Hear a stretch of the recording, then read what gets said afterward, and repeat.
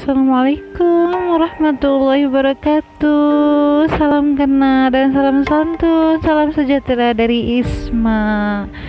Isma berasal dari Cirebon, Kuningan, Jawa Barat. Isma di sini mau menceritakan yang simpel-simpel aja ya, kejadian real setidaknya yang mistis gitu ya. Kejadian-kejadian yang selama Isma itu pernah alamin dalam kehidupan Isma gitu ya.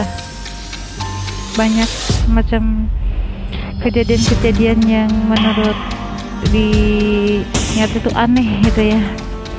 Nah, Isma tuh yang awal ceritanya Isma itu pernah didatengin satu sosok ular hijau gitu ya. Dia itu mendekati Isma dengan secara ingin menyampaikan sesuatu gitu ya ke Isma. Terus Isma tanggapi gitu dengan assalamualaikum, kata Isma kayak gitu ya. Kan ini Isma udah yakin ini ularnya bukan sembarang ular ya. Terus assalamualaikum, ya setidaknya kita berkomunikasi salam gitu ya, pertama ya salam. Nah, pas akhirnya ular hijau itu menghampiri, mendekati, dan Isma pun merasa terhanyut, itulah bangunlah gitu ya. Kata Isma assalamualaikum. Mungkin dia tidak untuk bisa menjawab ya, karena mungkin belum diislamkan gitu ya. Nah, assalamualaikum, kata Isma. Terus dia bilang, ular, kamu mau ada setidaknya putri lah gitu, putri ya, dia sama Isma itu putri gitu ya.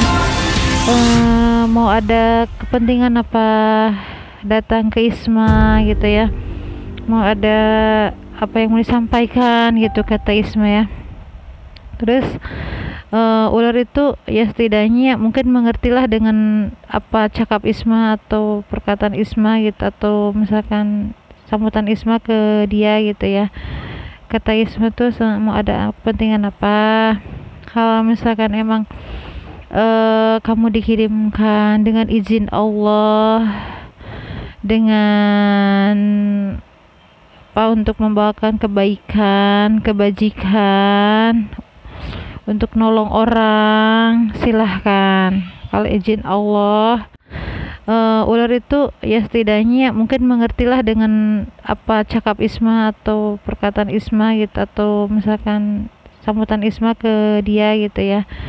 Kata Isma tuh mau ada kepentingan apa, kalau misalkan emang kamu dikirimkan dengan izin Allah, dengan apa, untuk membawakan kebaikan, kebajikan, untuk nolong orang, silahkan. Kalau izin Allah dan ridho Allah, silahkan, kata Isma teh gitu ya, ke putri tuh.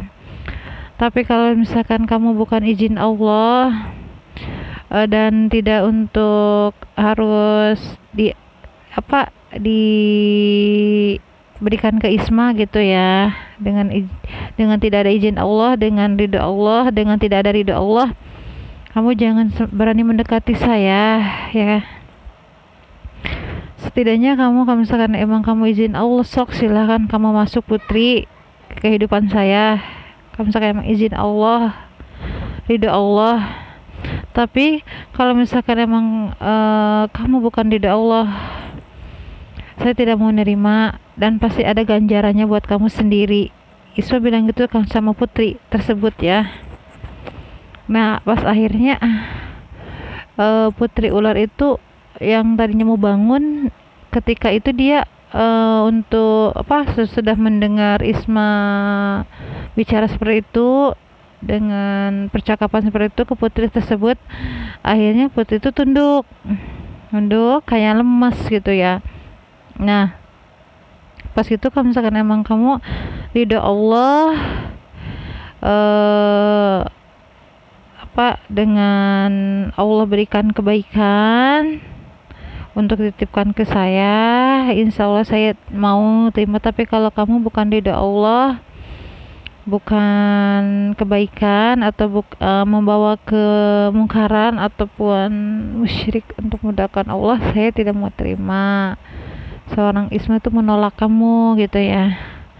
Nah pas akhirnya, nah mungkin karena dia bukan ridho Allah dan izin Allah, akhirnya ada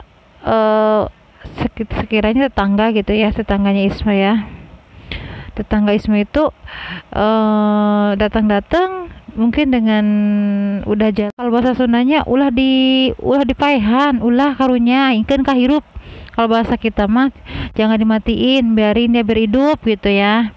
Nah pas akhirnya kata si emang itu, ulah jangan, ini ularnya berbahaya katanya, takutnya gitu, namanya juga kan dia menjelma menjadi ular hijau kan. Nah pas akhirnya sudah ular itu dipukulin sampai ular itu kepalanya berdarah gitu ya, sampai gepeng gitu kepalanya, sampai setidaknya udah nggak selamat lagi, ular itu udah mati mungkin ya.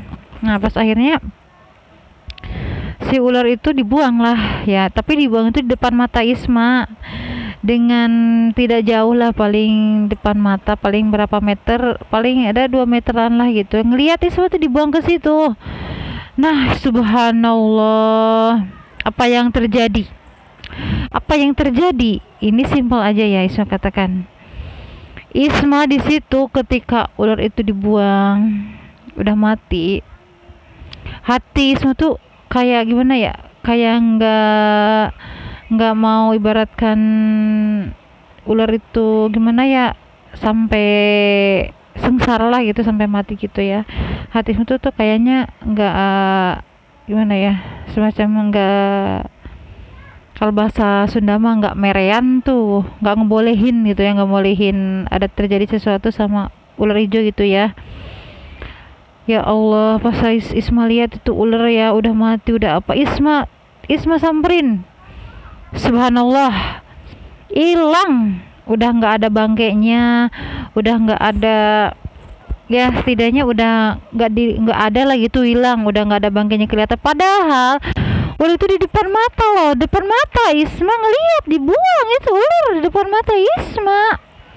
Nah Isma sampai korek-korek tuh kan, ada sampah di situnya, ya Allah nggak ada sama sekali, subhanallah kata Isma bilang gitu ya. Nah yang pas akhirnya Isma itu apa ya, gelisah terus ngerasa nggak enak badan nih, pokoknya gelisah, kayak aduh panas hati gitu ya, kayak nggak ada rasa gitu ya, Isma tuh lemes bangetnya. Nah pas gitu Isma tuh jalan, ketika jalan tuh jatuh itu Isma tuh udah lemes, itu nggak ada untuk gimana ya, tenaga sama sekali. Kalau bahasa Sundanya ulah dipaehan, ulah karunya ingkeun kahirup, kalau bahasa kita mah jangan dimatiin, biarin dia berhidup gitu ya. Nah pas akhirnya kata si emang itu, ulah jangan, ini ularnya berbahaya katanya, takutnya gitu, namanya juga kan dia menjelma menjadi ular hijau kan. Nah pas akhirnya sudah ular itu dipukulin sampai ular itu kepalanya berdarah gitu ya, sampai gepeng gitu kepalanya, sampai setidaknya udah nggak selamat lagi, ular itu udah mati mungkin ya. Nah pas akhirnya si ular itu dibuang lah ya, tapi dibuang itu di depan mata Isma, dengan tidak jauh lah, paling depan mata, paling berapa meter, paling ada 2 meteran lah gitu, ngelihat Isma tuh dibuang ke situ. Nah subhanallah, apa yang terjadi ini simpel aja ya, Isma katakan. Isma di situ ketika ular itu dibuang udah mati, hati Isma tuh kayak gimana ya, kayak nggak mau ibaratkan ular itu gimana ya, sampai sengsara lah gitu, sampai mati gitu ya. Hati itu tuh kayaknya nggak gimana ya, semacam nggak, kalau bahasa Sunda mah nggak merean tuh, nggak ngebolehin gitu ya, nggak bolehin ada terjadi sesuatu sama ular hijau gitu ya.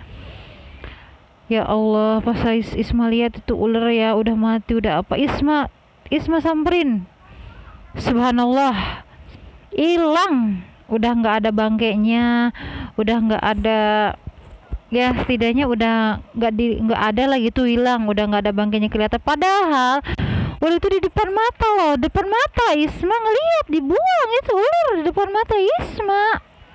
Nah, Isma sampai korek-korek tuh kan, ada sampah di situnya. Ya Allah, nggak ada sama sekali. Subhanallah, kata Isma bilang gitu ya. Nah, yang pas akhirnya Isma itu apa ya, gelisah, gelisah, terus ngerasa nggak enak badan nih, pokoknya gelisah, kayak aduh panas hati gitu ya, kayak nggak ada rasa gitu ya. Isma tuh lemes bangetnya. Nah pas gitu Isma tuh jalan, ketika jalan tuh jatuh itu Isma tuh udah lemes, itu nggak ada untuk gimana ya, tenaga sama sekali. Oke, ringkas cerita. Jadi selang beberapa saat kemudian si Mamang tetangga Kak Isma yang tadi matiin ular si putri ular hijau tersebut, yang gebukin matiin sampai kepalanya pecah.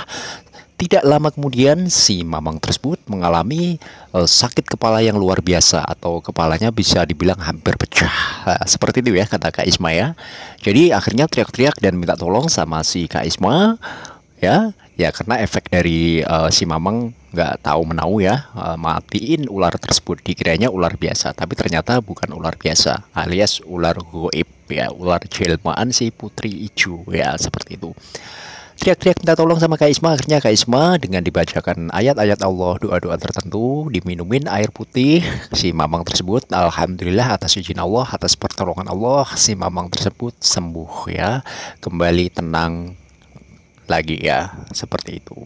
Jadi ini kisah real nyata yang dialami oleh Kak Isma, atau biasa dipanggil Teh Iis, asal Kuningan, Cirebon, Jawa Barat. Sekarang stay di Poris Tangerang ya.